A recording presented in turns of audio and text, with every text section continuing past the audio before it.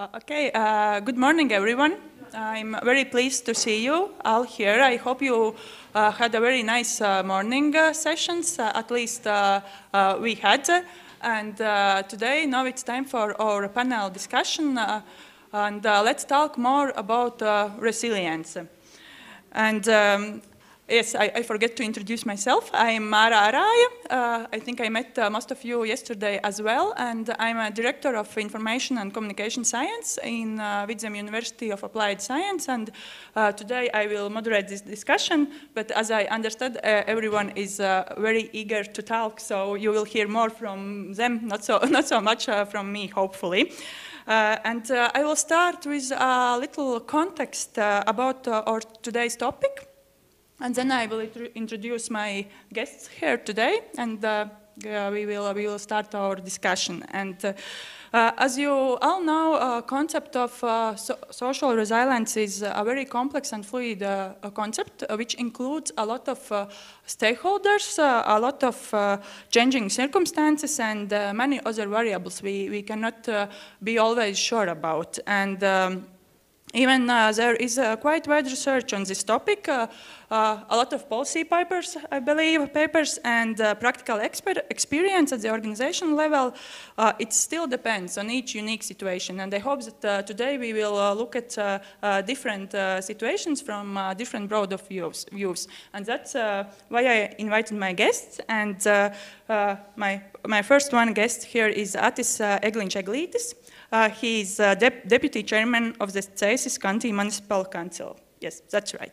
And Atis will help us to see and understand the role of local government in strengthening social resilience. So we will see what government is thinking and hopefully doing as well. My colleague Anna Broka, she is a docent of Vidzeme University of Applied Science, and that's just one of the amazing things she's doing. But today I would like to hear more about Anna's perspective as a coordinator of Jāņparks Residency Initiative Group. Another my colleague, Jānis Buchholz. Jānis is associate professor of Vidzeme University of Applied Science and media, social media, and critical thinking expert. So I hope for more insights about how social resilience can be impacted by media environment and vice versa. And last but not least, my dear friend and colleague as well, Nino Alapašvili, colleague from Georgia today will joining us, and Nina is director of the Institute for European Studies of Tbilisi State University. And so to give us a broader international perspective of this topic and situation in Georgia as well. Okay, so maybe round of applause for my speakers. But we will start with more context and just to be all on the one page and talk a little bit about resilience and why it's important and what should be done to build more resilient society. And I would like to ask you all, I told your roles approximately, and how do you see, what is your role for helping build resilient society in this time? And maybe we can start with government at the beginning. I don't know. Actually, this term is pretty brand new in local government. We have several activities what we are trying to do, and actually also we are learning still. We have since this January new municipal law, which means that we have brand new principles what should municipalities to do in local level, how to involve citizens in decision making, or how provide participation in different kind of ways. So I would like to say that in Latvia we are in the beginning of our journey, and yes, we have a lot to learn for the future and for the 21st century. I can add a bit another perspective, of course, because I have been working with the resilience also on theoretical level.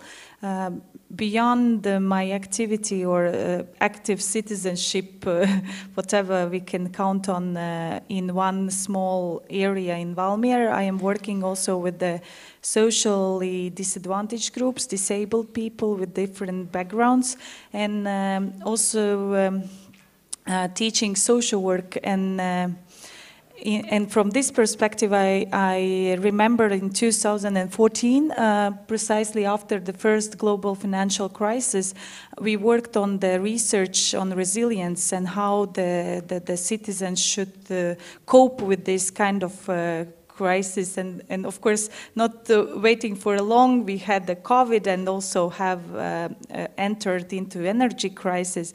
And what is the main conclusions from my research experience today?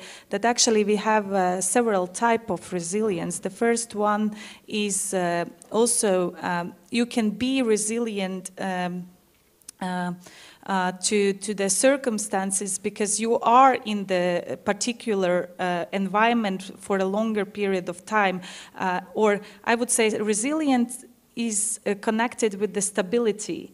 And it can be in wealthier nations like Sweden or Norway or Nordic countries, the stability means the kind of wealth available for majority.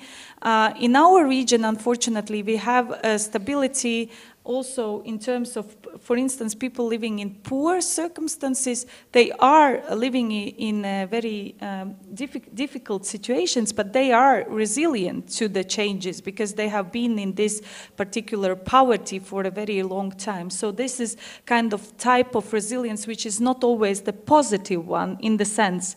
And when we are working with the changes, then you have to really work a lot.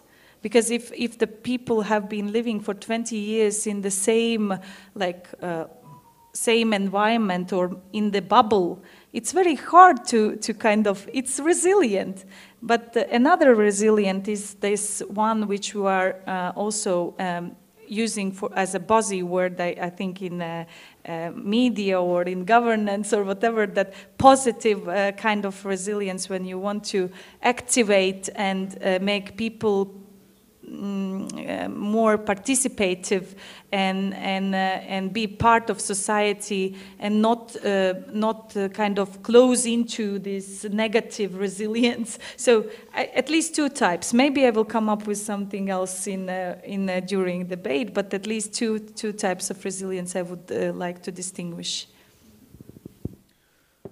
As for me, my roles at the university include work in two directions. The first direction is research, and the second direction is work with students. So on the one hand, I have been one of those people who have been trying to learn about how people behave, about the levels of media literacy, the willingness to engage in civic participation activities, which are, of course, very, very important element of societal resilience. And the other direction is working with students and incorporating various aspects of media literacy in my and other study courses as well, because media literacy, again, is another very, very important element, and those people who are media literate and who are able to consume media in a responsible manner, who are able to choose information and evaluate information, those people also are more likely to be more resilient. Thank you, colleagues. Very interesting opinions. I would like to reflect on some of those. First and foremost, I have to say that Māra asked me to embed this discussion with empirical examples from Georgia, and I will do that. But I would start with definition of resilience, yes, and you rightly mentioned this is something new, brand new. At the same time, this is a very old thing, but at the same time, it's very fluid. It has many definitions. And it matters how we define that. And you rightly mentioned that at least 2, but many more can be identified indeed. So in Georgia, that is the term that was heavily downloaded by European Union within the frames of how we are progressing on implementation association agreement with this CFTA and increasing the resilience of Georgian society at large became the subject matter of discussion. But of course, then there are various actors who are embedding this term with specific meaning, and there are different meanings. Generally, after reviewing the scientific literature and opinions of epistemic communities, the general approach is that this is something when an individual, society, community, or a state can bounce back when they are facing some crises, some shocks, some tragedies, some disasters, man-made disasters, or natural disasters. And bouncing back is something going back to status quo. And sometimes going back to status quo is not a good thing. Yes, you stay in that status quo, and then if we interconnect that to well-being, well, another thing is how we define well-being. But if you feel well in poverty and extreme poverty, and you are happy that you rebound back to that sort of poverty, this is not something which might be a positive resilience, yes. And in order to give it some positive meaning, then we have to think how to reflect when we rebounded back, when we found out that we have a capacity to rebound back to the status quo, and how we reflect, how we improve ourselves.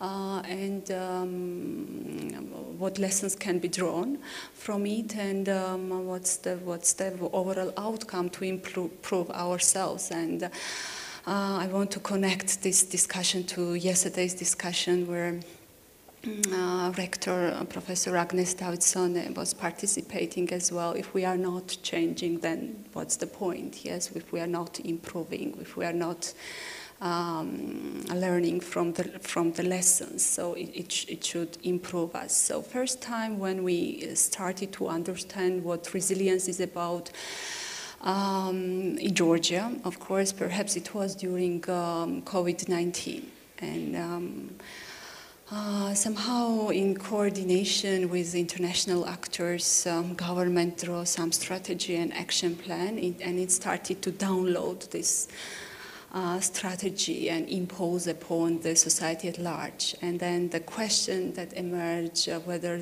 this was a good resilience plan or not, because I will expand this discussion later on, but it came out that, some segments of society did not accept it. So, and it was not adaptable, it was not acceptable. And imposing this resilience strategy and action plans through this top-down approach might be something which is to be discussed very carefully. So this is for intro part, and I'll be happy to contribute further. Thank you. Okay, thank you very much. I think I would like to emphasize what Nino and Anna told, because I think it's a very interesting thought about that we usually think about resilience in a positive way, but we cannot forget this negative way as well, because as Atte told, that it's like a trendy word, and we are just somehow talking about and trying to improve resilience and so on. But if you look deeper, you can see also some negative effects or how it can show off on negative way. It's a new perspective, at least for me at this moment. But thank you all for this introduction, and maybe we can go to some more practical things. And And how would you describe today's situation in our society? So we most probably will talk more about maybe thesis, how you see how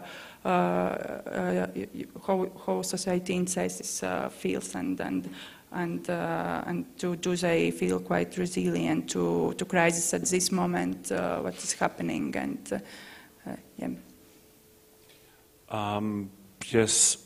Actually, I don't have a data, but I have some feeling and some things. So what we see that the situation is very different from village to village or from community to community, and we think that it's related with the community self-governance or community leaders. And what we can see where we can identify strong leadership in local community, then they are more resilient than other communities where we can identify a lot of individual persons who are very strong and very independent. And what we are trying to do right now is to understand how to make not make it's ready.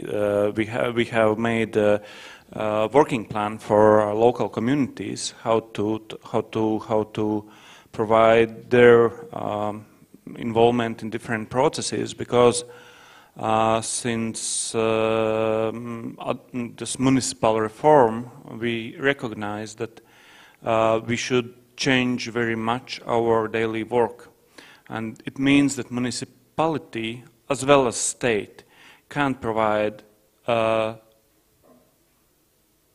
like very similar or the same services in every single place, and the only one recipe could be involvement of communities, not only in decision-making processes, but also as well to provide some cultural activity in local villages or social some service provided by local communities. So yes, it's very depending of previous traditions and some kind of environment they are living in. I will just ask a little question at this moment. Maybe you have some practical example what thesis is doing, maybe some event or something, what you are doing, trying to include. For example, yes, now we are mapping communities and community leaders. And this year we also will provide teaching classes for community leaders, how to promote local village, or how to motivate volunteers who are participating or doing something, or how to communicate with local communities. So this is what we are doing, and yes, and we also established a new foundation for local communities. We have a brand new foundation. I hope that the call will be this month already, where communities can get some support for their activities from municipality, and this is what we are doing. Yes, giving some tools and for communities. Anna?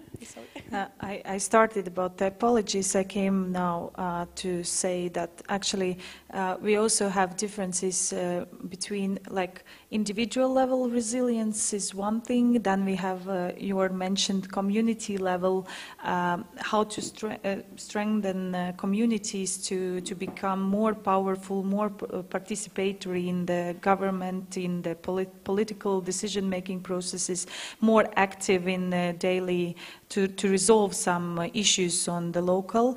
And then, of course, we have this larger context. And out of that, in my practice, I think that we have kind of developed certain already. I would say that we are developed a nation of this community level activism somehow, because I believe that in smaller, larger communities over the country, you have these leaders, some groups of people acting in different. I have like observed in Vidzeme region more, but I know that also other regions are very active. While when we are talking about individual resilience, I think that we have to work on this level more actively, because again, I think that also mentioned by you the COVID time, this is also a resilience to demonstrate that you want to hold your opinion and kind of not driving after the state's interest, but kind of ignore or being even aggressive about what is happening. This is also kind of resilient behavior, and staying on your, like, whatever happens, even that so high death level was in the country, and it was a really tragic situation. We haven't coped with that really.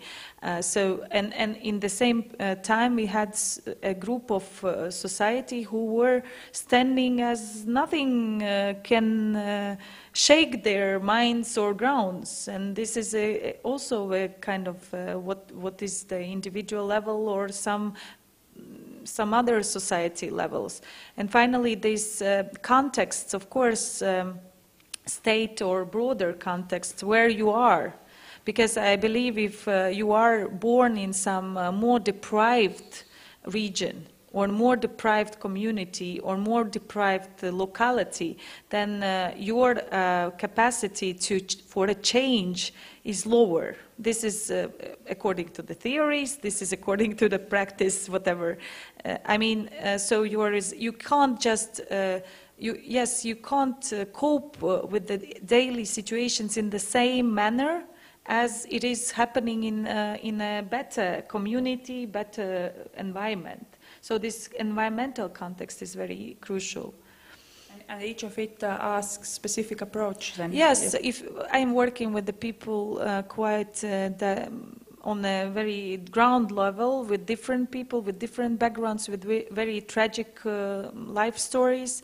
And of course, it's easier to work with the leaders as governments do, but I am always saying that not forgetting the rest of society, specifically in Latvia, when we know that we have a huge inequality gap, low income levels and so on, so that we are not just making another resilient bubble, but we are really making a participatory society who can act despite the economic or social circumstances. This is very important, that giving the space for those who might not be so first in the road. Yeah. Maybe I can ask Nina at first to give some maybe some examples and information about Georgian, and then I would like to hear from Jans more about this media perspective. How you see, how does media helps us or government or active civilians to make this society more resilient. But Nina, please. Thank you, Māra. Somehow today I'm reflecting on what Anna says, very interesting opinions. Indeed, resilience should start on individual level, then it can be upgraded on community level, and then we can talk about policy level and government level, and then global, regional and global level indeed. So it starts from an individual, and first and foremost, just again, this general sentence for me would be to think why resilience is important. Yes, over the centuries, various philosophical, religious, political schools were thinking about, were concerned about poor and oppressed. But the reason behind was not that they were philanthropic, but rather it's very much interconnected with security. And everyone should understand that when we are talking about this particular situation, well-being and poverty, extreme poverty, again, what Anna mentioned, yes, everyone should understand that, yes, security is of utmost importance, and then marginalization drives insecurity, lots of violence, etc., etc. So if now I translate this into this Georgian situation during, again, let's talk about pandemic period. Yes, the main problem we saw that government was very much proud of creating one-size-fits-all approach and downloaded it, and then massive shutdowns, and then feeling proud that Georgia for a particular period of time was a very secure country because of massive lockdowns, and all of a sudden, without any help of media, just social platform, and that's it. And we saw that young generation Georgians just showed up on the street during the night when it was absolutely prohibited to go out on the street with loud music, and police could not trace actually who was the initiator. And during several hours at nights we were hearing loud music and young Georgians dancing on the balconies, on the streets, courtyards, and police was shocked actually. And yeah, it was some sort of backfire on this kind of policy, and some sort of aggressive act at the same time, because this is nighttime when everybody is supposed to sleep, nobody is allowed to go out, but they organized this, nightclub everywhere. This was the gesture. This is one thing, and there were some cases of violence as well, obviously, but this was the natural response. As for how should we arrange to increase the resilience, yes, one size fits all does not work, because there are too many variables in this situation. Disaggregated data might help a lot, and the individual approaches, of course, work. So this is a very hard job for governments, for local self-governance, of course.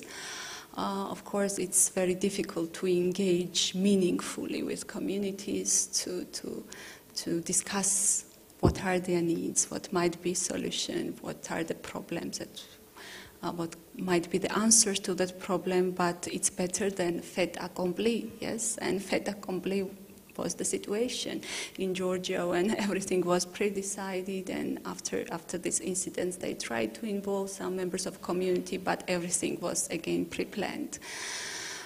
So yes, hard work, but it's worth of it to increase resilience and to avoid violence, and to make sure that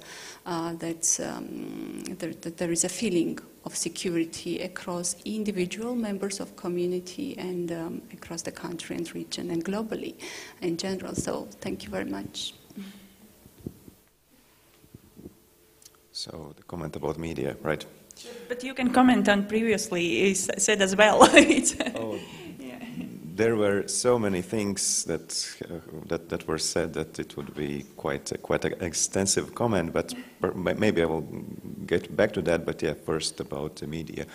Of course, media are very, very important in this regard, because for people to be able to make good, justified decisions, they need information, and it is very important that they have access to reliable information. And in the context of societal resilience, it is also very, very important that we are talking about information that has been produced in the particular context, meaning that it's important that there are strong local media, strong local journalism, so that there are mass media that are able to produce reports about what is happening here, and those reports are being put in the particular societal context, in the particular values. Because if we do not have strong local media, people definitely will get information somewhere. Because today this is not a problem, but the question is what kind of information they will get. If this is not local information, perhaps that could be information that has been produced abroad, possibly in countries that are not friendly, possibly in countries that actually are aggressive and are trying to carry out their own information operations, which is, of course, something that is happening. So, of course, it is very, very important that we have strong, professional, local media outlets that are able to serve the society. But in this regard, there's another problem or another side of the coin, and that other side of the coin is what do the audience actually do, whether the audience chooses that journalism, that kind of locally produced information. Does the audience choose this information?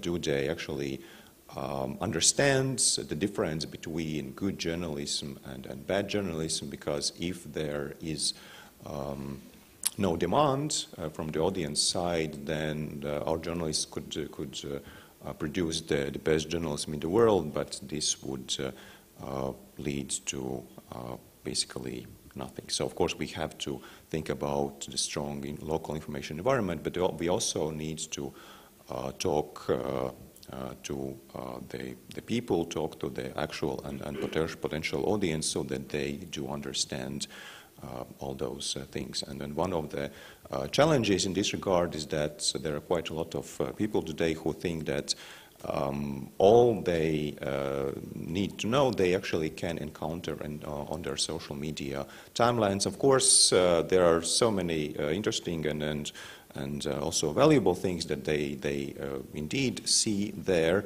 but the question here is whether they are leaving this up to a chance. So if, well, the timeline for some reason will produce particular post or particular information will be shown to me, then I will read that. But if people actually do not put effort into following what is happening, and if they do not actually seek out information, then this also creates various problems with regards of how informed they are, what kinds of information sources they actually consume, and of course also eventually what they think about the world and events in there.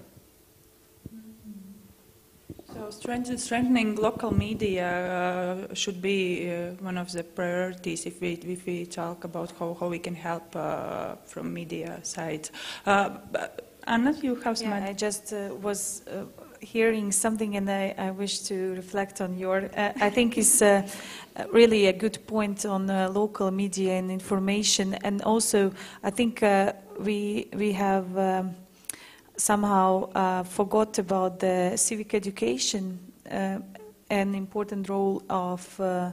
I mean, everything is fine with the traditional classical education in terms of, except maybe salaries for and some other problems which we have for decade in Latvia. But when it comes to real understanding of what is civic education, and it is not informal education system only that is needed. And I think that this is something we should work on more intensively. And I believe that those clashes which we had during the several periods of crisis are partly due to low level of civic education, not really understanding how the governance is functioning, not understanding own individual responsibility in a broader way, and also this solidarity thinking or way of thinking that you are kind of related. You are not an individual in your own world, that you are more related to others and what is happening in your society. Yes, added to the information, I think it's also the knowledge in its deeper meaning, and of course which could be maybe increased by civic education. I was thinking what we can do with this resilience. I mean, so this is what I came across in now. Actually, it somehow goes together, as I heard that Thais, you are planning some like classes for leaders or something like that, but maybe it's important to look on broader view, not only on leaders, because probably they already are quite active. So the challenge may be how we can talk with other people. Yes, that's good, but we don't have resources for that. So simple. Because I'm not blaming you. Really, no. It's we don't have financial resources. We don't have human resources to do it. That's a good idea, but we are hoping that somehow here could work some cascade. So we are working with leaders, hoping that they are working with communities and inhabitants. So this is what we are trying. Of course, you have a true that we should not only work with leaders. Yes, but the reality is that we don't have resources for that. And maybe stepping a little bit back on media question, Nina, maybe you can add something from Georgia perspective. Thank you again for this opportunity. So as for the role of media, okay, if we go back to how we understand resilience, yes, one thing is, capacity to rebound, but this is the situation when you just survive, and another thing is that capacity to rebound when you make a transformation, yes. So media is the facilitator to make this transformation. And I can draw your attention to one particular example, recent example from Georgia. The events that were happening in March and in May. I will start from recent events, May events, because we have up to 12 or 13 children with rare disease achondroplasia, and the medicine is very expensive. So when the parents try to negotiate with governments to buy this medicine, it costs hundreds of millions, actually. Government started to think from the perspective of upcoming elections, and they engaged themselves in political trade-offs with parents of other children who suffer with other diseases. So here we have the case where the media played a role, because 12 children, 24 parents, and that's it. They started to protest, and media showed up. So media mobilized huge solidarity, actually. The government started to elaborate arguments that they were taking care of these children because medicine was not fully tested everywhere, but it ended up with providing this medicine to the children. This is a particular example when less than 30 people plus media changed the situation. So society felt empowered due to media. And if we compare this situation with March events, yes, media was there.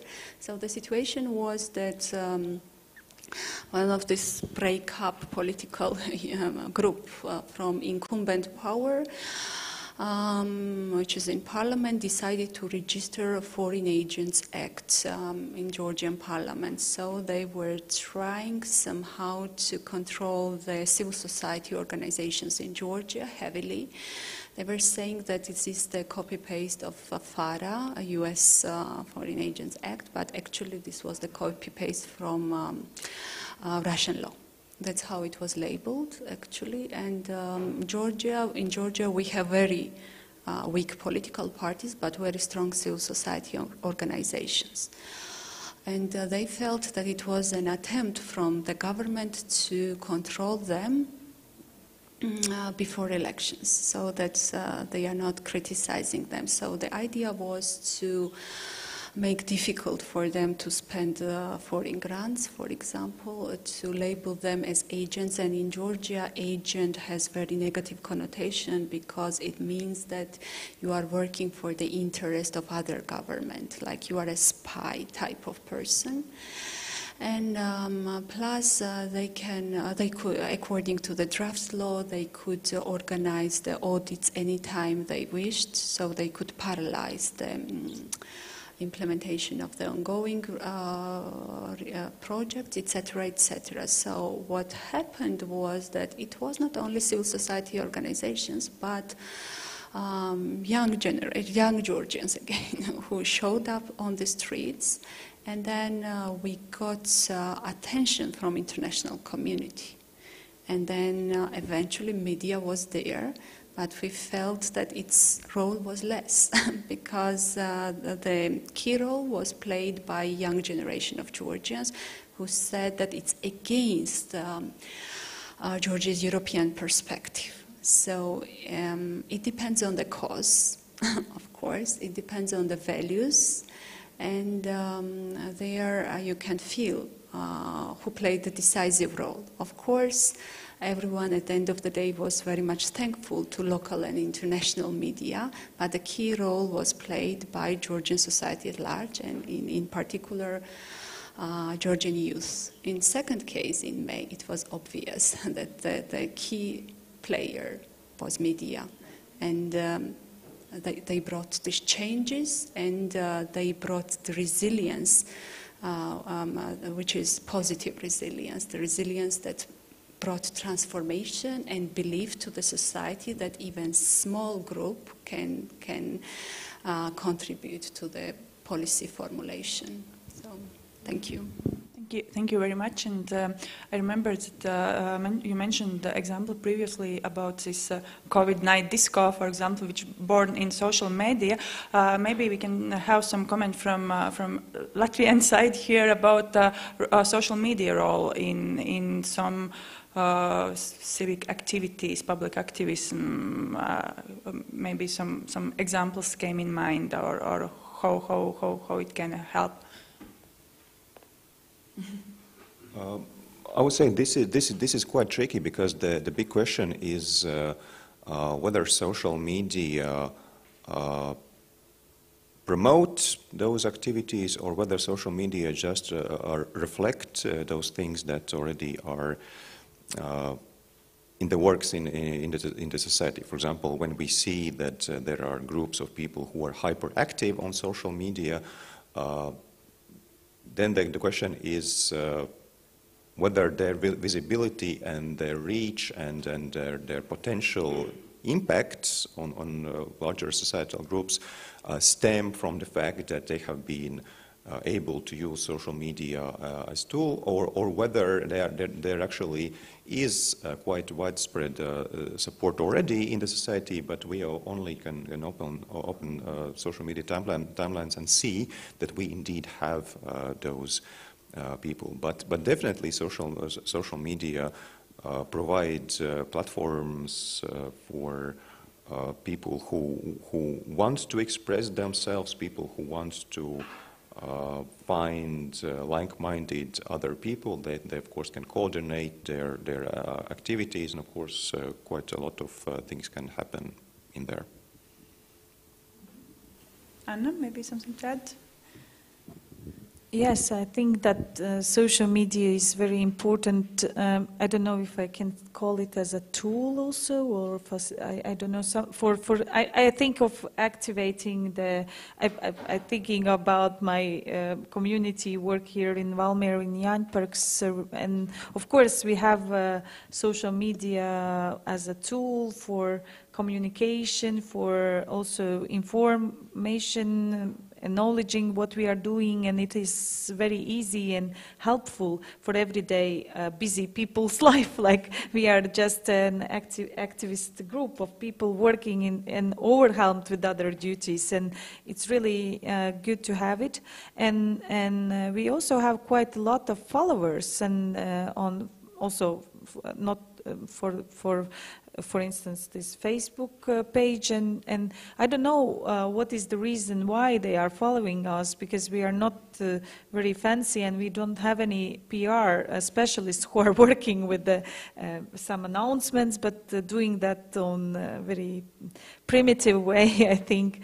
But another coin is then when you are like using the social media to make a real impact and strategically, and I think this is something else than, yeah, I think Jan is completely expert on that, and I agree with him completely, because yeah, you can have a different ways of interacting. You can use it for a small impact, or you can use it for I remember we had like stay at home during the COVID. I just have this in my memory.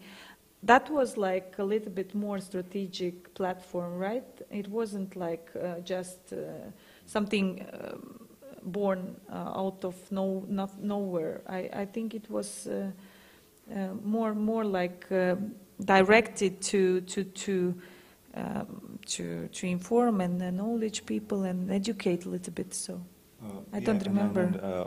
I think to add to this point, it is very important to consider the general civic engagement context, because we should not think that if there's a society who is civically passive and then you give them social media and then they all of a sudden will become revolutionaries or do various things in their benefits.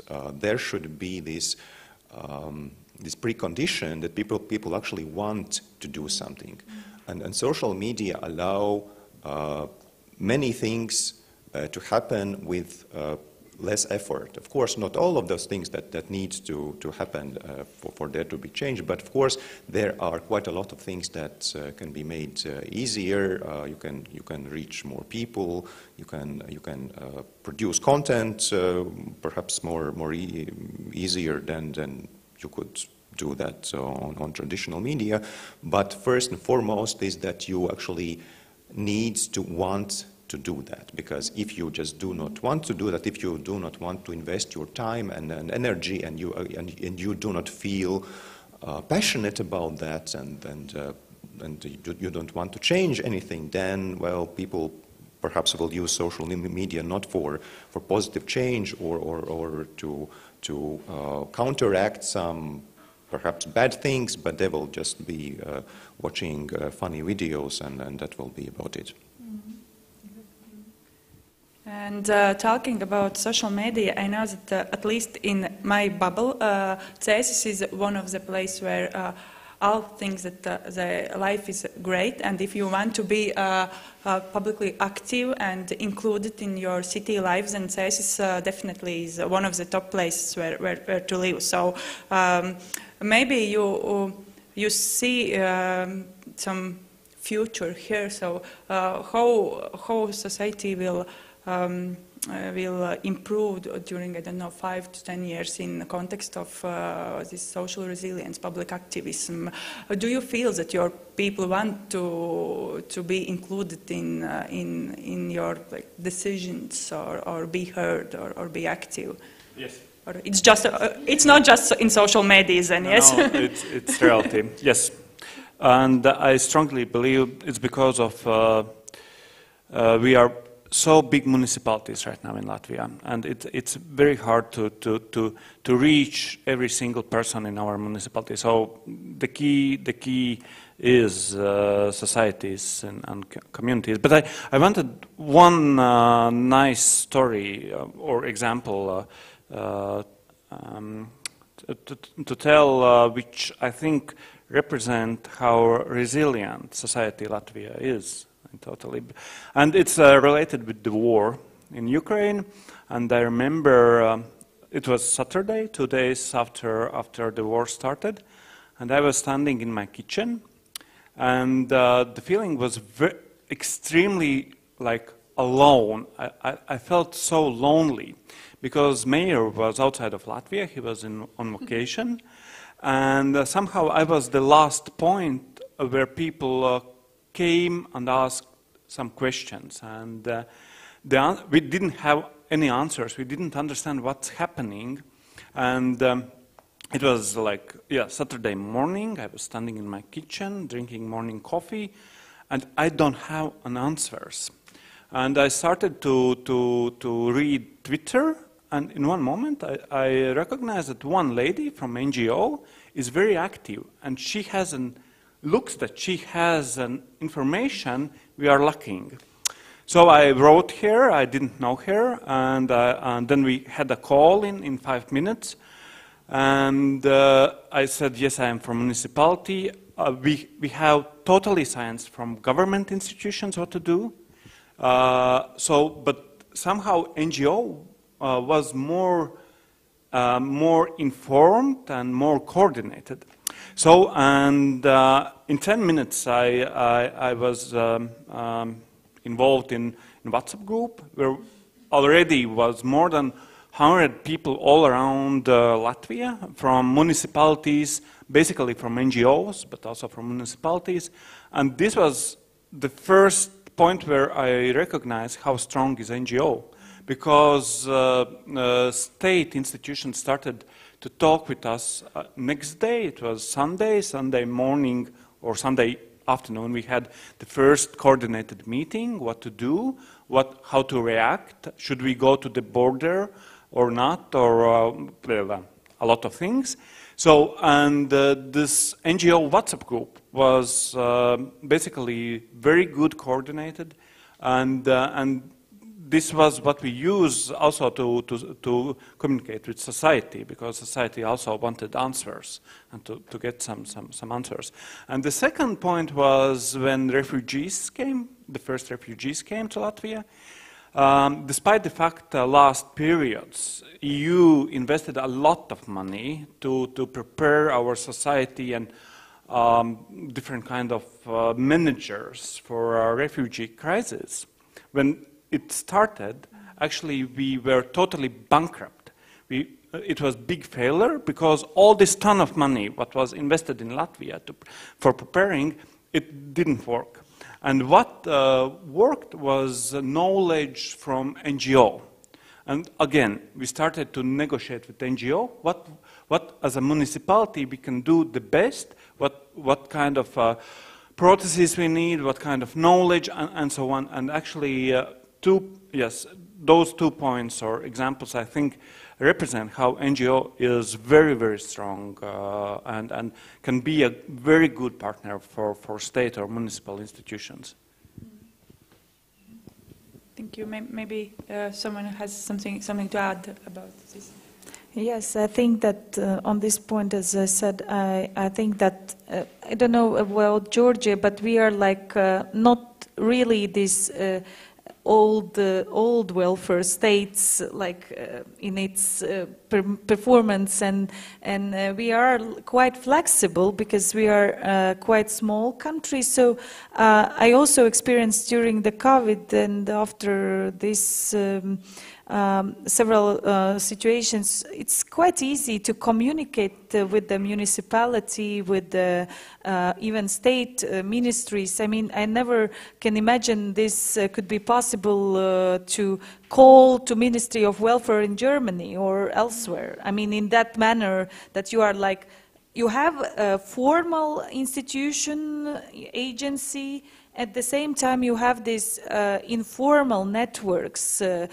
Within these networks, you have these partnerships with NGOs, third parties, and also some of the leader groups, and so on and so on. So the question is, of course, how you can mobilize the resources, especially when you're saying that you have no resources, because this is about the issue of what you can do with this no resources, in fact, and that is what we managed. Otherwise, we wouldn't be able to survive during this 1, 2, 3 crisis, one after another, and not improving the situation of general population in that manner.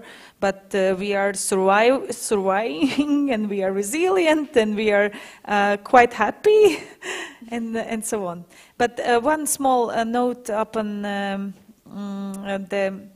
this individual level, I think it's really a good point what you said, that actually you can't force somebody to do things according to whatever government wants, and now you have a real challenge in front of you by increasing participation of local communities and so on. And this is really true also in our case here in Park or elsewhere I'm working. This is a very important that you are hearing others' situations, that you are really not just coming with your plan, but you are really listening what people are doing and why they cannot attend your meeting, why they cannot come and have some 5 minutes. Maybe it's just possible to relocate or to reorganize so that it is comfortable. So actually many things can happen just with the listening, not only talking, and this is a thing what we use in young parks as well. At least myself, and I'm also encouraging others to listen to the neighborhood, why they can't come for the meeting. Okay, and it's not to blame if they are not coming. You have to be patient and not to leave the ideas. It can be up and down. Like I'm always saying, oh, if one came, then it's fine. We are two. That's already the thing. And of course you can have 1,000 of people and engaged in some events, but the most important that you have this one person coming for one time, second time, third time, and he is engaged in a longer perspective, not just popping up, making a showman style or project-based initiatives, and then project is over and nobody remembers what exactly was the, excuse me, but this is the true with the European funding and so on, yes, available. but that, so to make it more simpler and look into the process side, not only on the results, some events and something. Yeah, but very good points. So. There's also one point that I wanted to make while listening to Anna, and this is about the experience of people. So we are talking about the importance of civic engagement, importance of that people take responsibility and want to make good things to happen or bad things not to happen, but it is also very important for people to have this experience that actually can make a difference.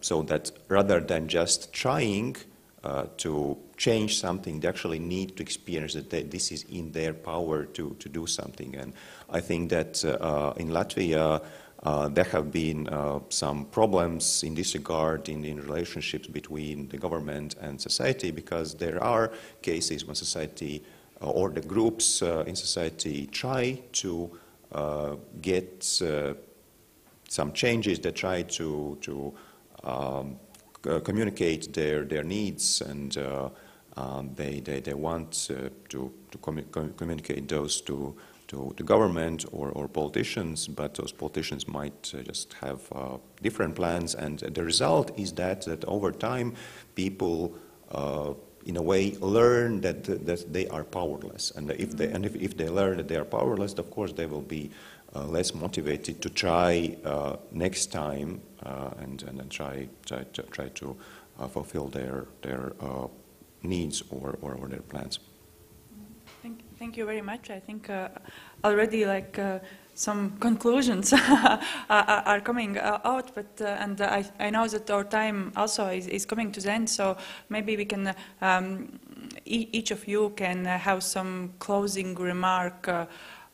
Maybe with a look on the future a little bit. How do we see our public, our society? Are we heading to more resilient, or maybe we don't know? Maybe most probably we don't know. As I know from the researchers, it's very hard to measure resilience. So, yeah, some ending comments. Which one is ready to start, Nina? Indeed, measuring resilience is a very complicated thing, and it's almost impossible to make any predictions, I think, but I will draw some recommendations, perhaps, which will make future brighter and society more resilient. So, in the communities, in the countries where resources are scarce and lack of resources is persistent, then we have to try to think out of box. Yes, so nothing new. When we are talking about open governance, accountability, transparency, this is the solution number one, inviting for meaningful participation. And one important recommendation here would be to make sure that as a municipality, as a government, as an actor, it does not matter who you are. If you are a responsible person or authority, you should not cope emotionally only. You should cope from the perspective how to solve the problem. Yes. So when you have this state of mind of solving the problem instead of coping emotionally, then you think how to make effective use of available resources within the country, within the municipality. And I liked very much the case of using NGO expertise. Input of NGO expertise is very important. Input of any expertise during problem solution is very important. And mobilization of resources and energy in that direction is extremely important. And my final recommendation for making society more resilient would be to review, evaluate, and transform. So it doesn't make sense without transformation. Without transformation, you are just a person who survived, and that's it. You are going back to status quo, and this is something which is to be avoided. So evaluation, reflection, and transformation would be the solution for me. Thank you very much. No. Okay, I can also say some concluding. I'm afraid of losing my thoughts. I think that there is some general measurement of resilience. It is out of we are as resilient as our weakest person in or weakest group of societies. That is in principle very general, but very important, because yes, we might see resilience among the strongest, among leaders, among government as well can be resilient towards the crisis and so on and so on. But at the same time, we still need this individual perspective and to be honest and work with this part of the society which is more fragile and maybe not able to cope with these everyday challenges in the manner we are expecting as the strongest one. So this is a general approach of how maybe we could measure our resilience of society. And another concluding remark is that, yes, I am working on individual level with the people in their daily situations, and I think that I will stay with this conclusion that we should pay more attention on civic education. We shall use our strengths as community power and NGO power to transform the practices, to transform these individual practices that are more resilient not to engage, but still at least they don't need to be active, but they can be just with us in our more active way of living. And finally, yes, maybe I said it already, but yeah, information and education is very important parts, and they should be interconnected. Thank you. Yeah, when we are looking to the future and trying to figure out how things will proceed, I would say that there are at least a couple of positive elements that we can recognize. The first is that media literacy has attracted quite a lot of attention during the last decade or so, and this is one of the aspects in which we are able to observe slow but still positive change. So this is something about what we can feel at least moderately positive for the future.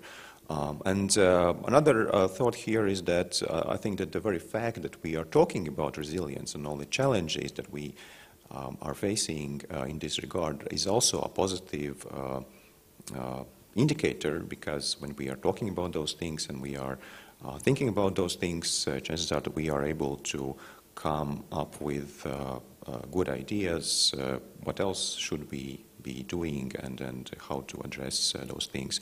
And indeed, this is what we already see, that in various levels of society, from the government to civic organizations, we can observe that at least some of those things, or the elements that make societal resilience actually are in their agenda. And I think that when all those various levels of society do work together, then there could be a positive change in the future. I don't know.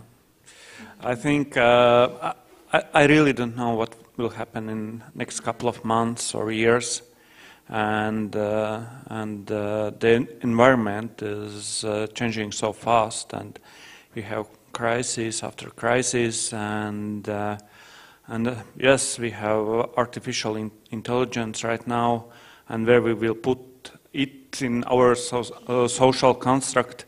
And yes, for example, we already use artificial intelligence in our work in municipality to generate some strategies, and it's nowadays. And yes, I really don't know. I think it will be very interesting time, and the only one recipe could be open-minded and positive thinking, and that's it. Thank you very much. And I think that we heard a lot of actually practical ideas, some directions we can work and think, and some future scenarios which looks quite positive. And at least for me, this discussion was also a reminder that this resilient society starts with individuality, with each person, including us as well. And I want to say thank you very much for today's discussion, and let's keep working on this direction. Thank you.